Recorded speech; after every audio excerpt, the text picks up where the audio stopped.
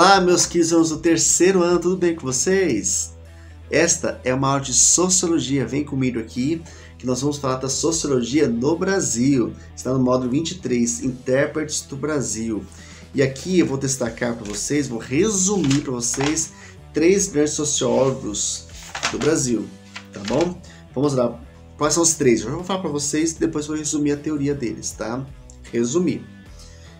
Primeiro é o Sérgio Buarque de Holanda, depois vai ser Gilberto Freire e por fim Florestan Fernandes. Vamos lá então?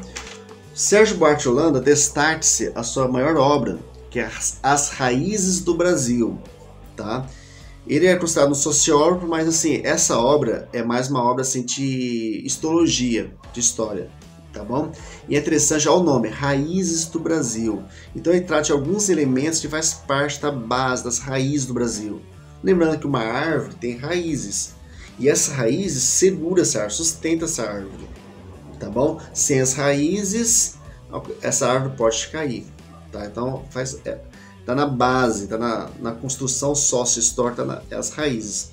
E tem vários elementos. Eu vou destacar aqui com vocês 4 grandes elementos, tá? O primeiro elemento, ele fala sobre o colonizador, a figura do colonizador. Que no caso aqui, o Brasil foi colonizado pelos portugueses, meus queridos. E com certeza, né? Por ser colonizado pelos portugueses, os portugueses influenciaram a nossa cultura. E quais são os elementos que é importante, que ele destaca, tá?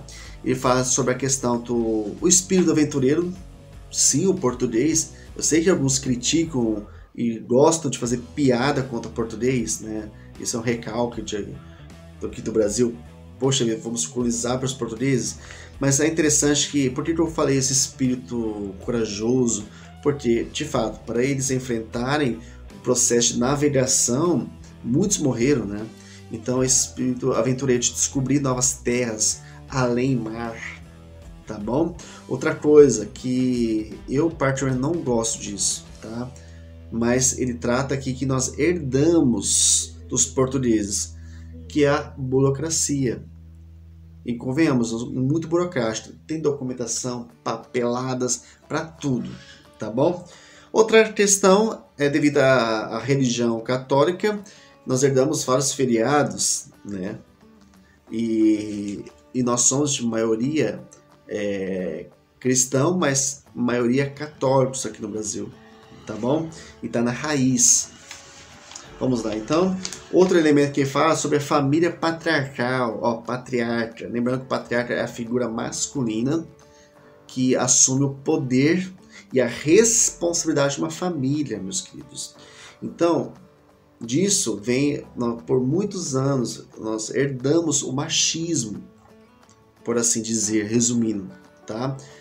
Eu acredito que está mudando um pouco, tá? Porque a mulher assumiu em vários lares aqui no Brasil como principal a pessoa que traz o dinheiro para casa, tá?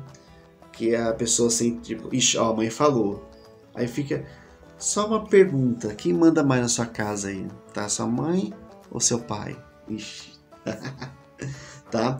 Mas querendo ou não, nós vivemos numa sociedade muito violenta contra as mulheres. Os homens ainda recebem salários melhores do que as mulheres, tá? Então já herdamos isso, dessa cultura. Você sabe que no Brasil teve algumas leis que é muito estranha. Lei da honra, o homem poderia matar a mulher caso essa mulher traísse o homem. E o homem? Não, era costume o homem ir no bordel, tá bom? Se envolver com essas mulheres profissionais do sexo, então ter uma noção sobre isso, tá? E a mulher, caso traísse, era morta. Estou dando só um exemplo, tá bom?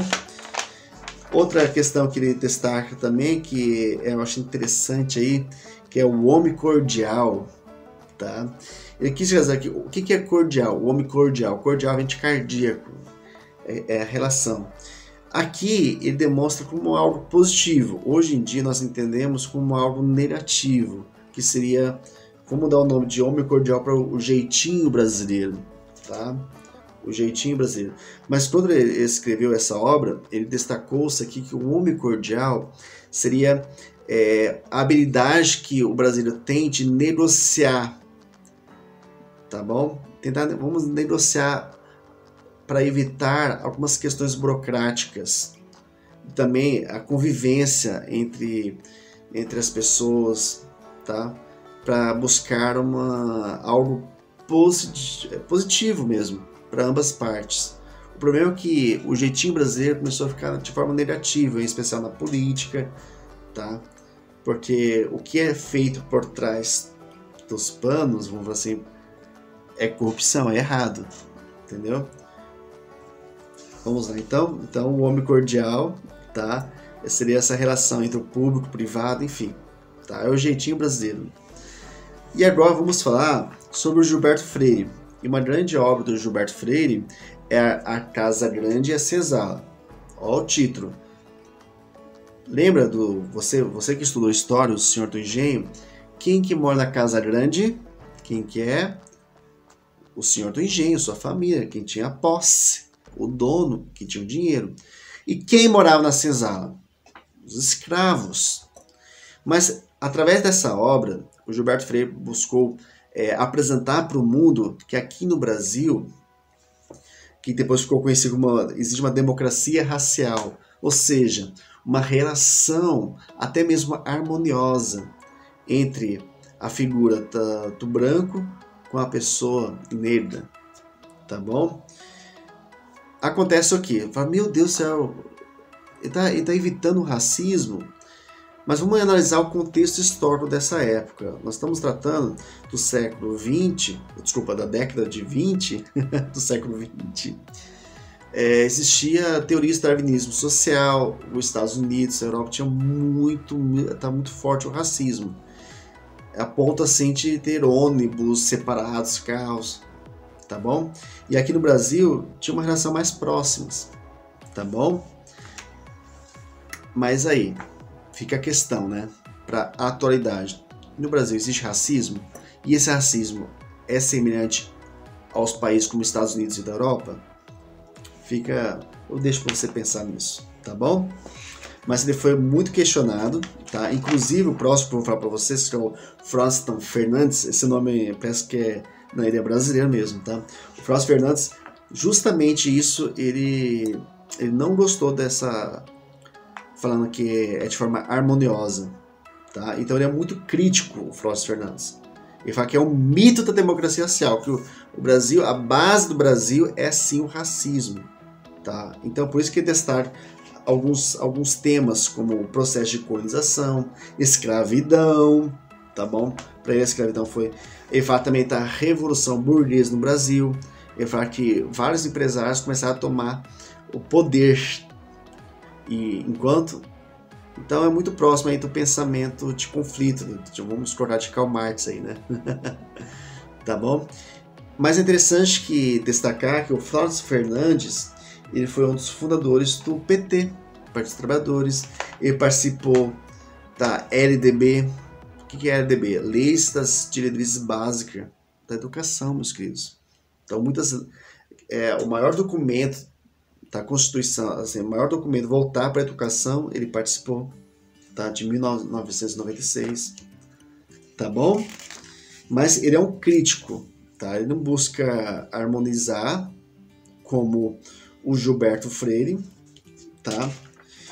E o Sérgio Bajoranda, ele é mais assim, eu quero só analisar os fatos, os elementos, e não dá tanto a sua opinião sobre isso. Ele se preocupa mais em analisar os fatos, tá bom? Então é isso, então, meus queridos, esses três grandes sociólogos faz parte da sociologia do Brasil e é muito importante estudá-los para entender o nosso país, tá bom? Porque você entendendo as raízes do Brasil, você vai entender muitas coisas que acontecem hoje em dia, meus queridos. Tá bom? Então, um grande abraço para vocês. Até a próxima. Tchau para vocês.